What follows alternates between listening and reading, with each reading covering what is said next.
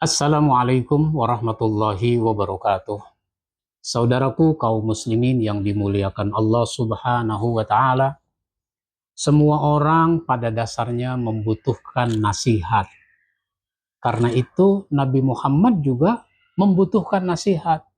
Sehingga ada saat malaikat Jibril datang menemui Nabi bukan untuk menyampaikan wahyu Al-Quran, tapi ada saat malaikat Jibril datang untuk memberi nasihat kepada Nabi Muhammad Sallallahu Alaihi Wasallam.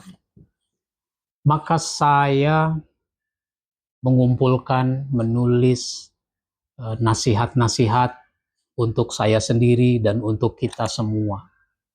Ditulis dalam satu buku dengan judul 200 Nasihat untuk Kita. Isinya 200 nasihat. Untuk siapa saja. Di antaranya nasihat ini diberi judul Jangan Diam-Diam. Maksudnya apa? Kalau Bapak mau nikah lagi, mau berpoligami, jangan diam-diam. Harus sepengetahuan keluarga, orang tua, istri, anak, dan famili-famili mestinya tahu kalau kita menikah lagi. Kenapa? Karena menikah lagi itu ada konsekuensi hukumnya. Menikah pertama saja ada konsekuensi hukum, apalagi menikah yang kedua, ketiga, dan seterusnya. Setidaknya ada dua konsekuensi hukum yang bisa jadi kurang disadari. Pertama adalah nasab. Kan kalau umpama saya menikah lagi, saya punya anak dari istri pertama, saya punya anak dari istri kedua, maka anak dari istri pertama, istri kedua itu jadi saudara. Kalau mereka laki, perempuan, tidak boleh nanti menikah. Nah, jangan sampai ada abang adik menikah. Kenapa? Karena dia nggak tahu kalau statusnya adalah abang adik. Sementara bapak sudah meninggal. Menikahnya dulu diam-diam, sehingga gak ada yang tahu kalau dia sebenarnya keluarga juga. Itu namanya nasab. Jadi demikian. Jangan sampai juga nanti seorang bapak menikah dengan janda kembang atau dengan gadis masih muda, sementara dia sudah punya anak. Anak laki-laki misalnya umur 30 tahun, sedangkan wanita yang dinikahinya umur 25 tahun.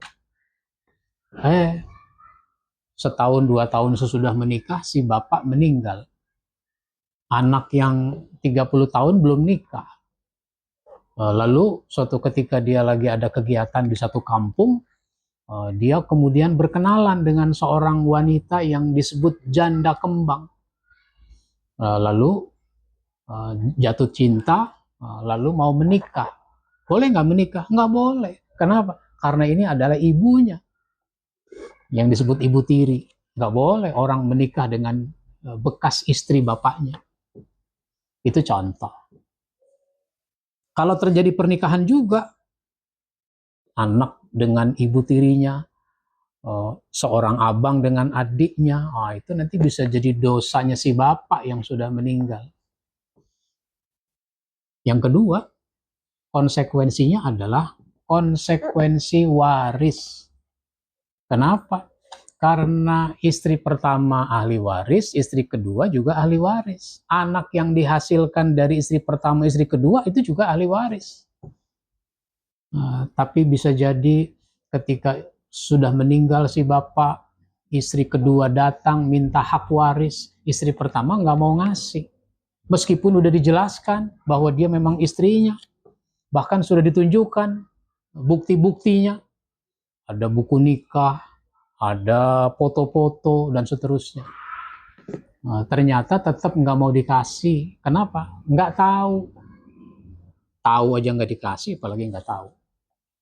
Ini merupakan sesuatu yang bisa mengakibatkan tidak terlaksananya pemenuhan hak Di antaranya adalah hak waris.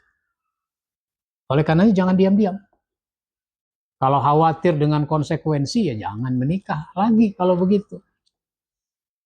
Sampai kita betul-betul menyiapkan segala sesuatunya berjalan dengan baik. Demikian dari saya. Silahkan baca buku ini, ada 200 nasihat untuk kita. Wassalamualaikum warahmatullahi wabarakatuh.